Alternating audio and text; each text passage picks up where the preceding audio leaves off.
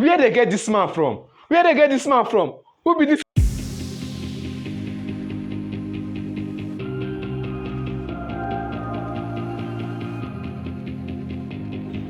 See, I dey sweat from the anger. As in, I know if you speak English.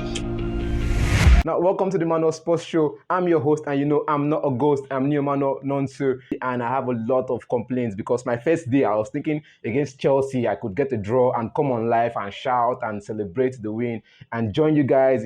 Explain tactically how the game went. But for Julian Lopetegui, where did you come from?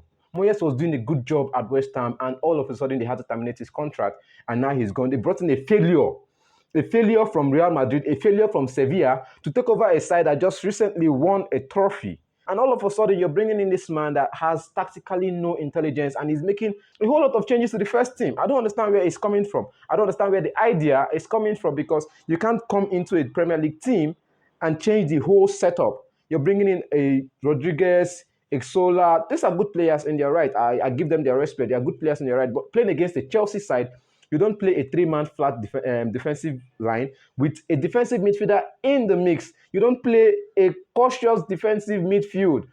You don't even allow Paqueta get freedom and room to, do his thing. It's annoying because I saw that game and I felt like I saw some runs. This is a game that West Ham should be winning or playing a draw, not losing. But they went on and played a lose. As in, they were too cautious. They were too...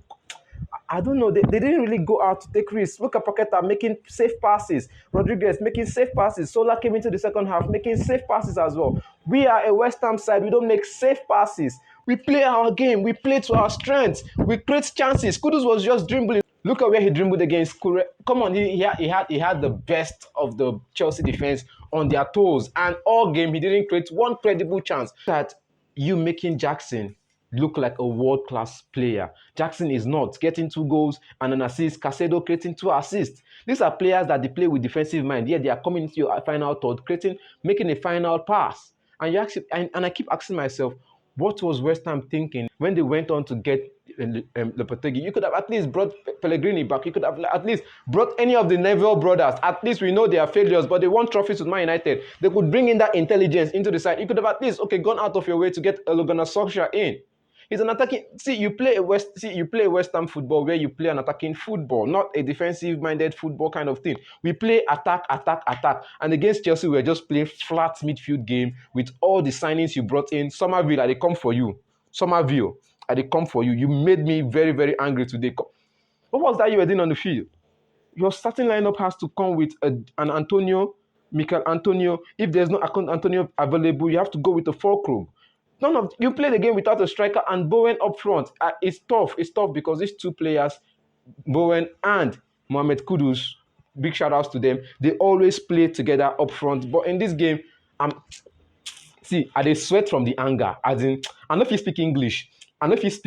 But I dey sweat from the anger. As in, the anger is hitting me up. I'm feeling like I could go on that West Ham job now and do a better job than Julian Lopetegui right now. But I'm just saying in general, kudos to Chelsea. They did a good one ahead of us. They showed why they are one of the big teams. But I wasn't looking at this game as one of those teams or one of those games that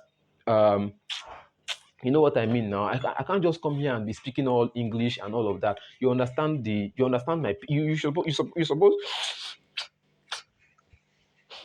supposed understand my pain, fan base. I am Nigerian. I'm a West Ham fan. It's good. It takes that pressure off you. But it pains me when you play a London derby and lose in such ways. It pains me when you play a London derby and lose like this. Come on, you're not supposed to lose like 3-0. Now, if Man City, now I would say, okay, Man City. But now Chelsea, they are still building. You're still building. It's a 2 bricklayer thing.